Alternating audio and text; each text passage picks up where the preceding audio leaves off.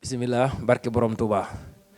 inna lillahi wa inna ilayhi raji'un mbokk jullit yi mbokki taalibe yi ñu ngi leen di nuyu di leen siyaar ci bésub naqar ak tiis bii ñu am tey am kilifa gu mag ci yoonu murit muy jëwrin Atou Diagne di guide moral Hizbut Tarqiyyah wàññeekoo fi wuy ji boromam biig ci guddik àjjuma gi ñu war koo taxawu tey ñu ñëwoon nag tey fii ci HLM Hizbut Tarqiyyah ci seen daara ji fas yéene fekkee taxawu bi ak ni ñu koy waajale ba ànd ak moom ba ci këram gu mujj jëbal ko sunu borom incha allah ngeen gis mbooloo mu takku fu ne nit bàyyi ko fa ngir ñëw bëgg a teewe si bés bi ngir bëgg a delloo njukkal sëñ Atou ci taxawaayam bu rafet bu mu am ci yoonu murit ñu mën a ràññeeku bu baax kilifa yu bari yoo xam ne teew nañ ci barab bi di bokk ci biir mbooloo mi ku ci mel ni xalif général des mourides teew fi nekk fi nga xam ne fi la nekk ci suba ba léegi ba biñ julli jee jumaa mu ñëwaat toog fas yéene ànd ak ñun bés bi ak mboole seen kilifa yu bari ci yoonu murit kon mbooloo mi yéen a ngi ko gisandoo noonu fu nekk nit a nga fay jóge woo di ñëw ngir fas yéene ànd gunge sëñ Atou ca këram bu mujj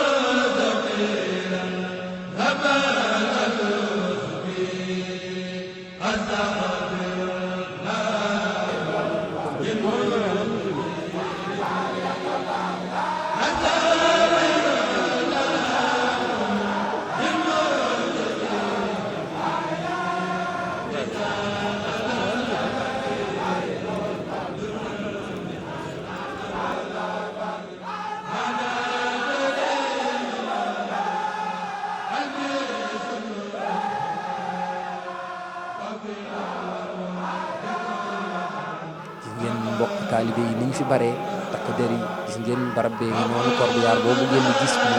indi jëwriñ Atou fii ci bàq la ndeysaan mu lu daw yaram ci lu triste gis ngeen waa kuréel Hizbut Tarqiyyah ñu noonu di jàng looloo bi nag dafa bari ndeysaan ku nekk di toog fi nga toog am sa yéene di ko jotal ci wàllu wa nga mën a yor seen kuréel bi tudd yàlla ñu ngi def seen kuréel bi sam-sam ñu ngi daal ay xasida di jàng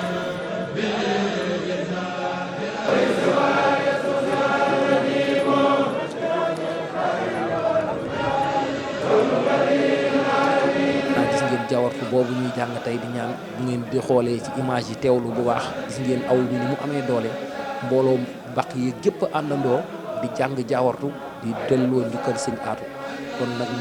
muy lu yéeme lu daw yaram loo xam ne nii bariwul lu mu am bu dee mës naa am ci baq yi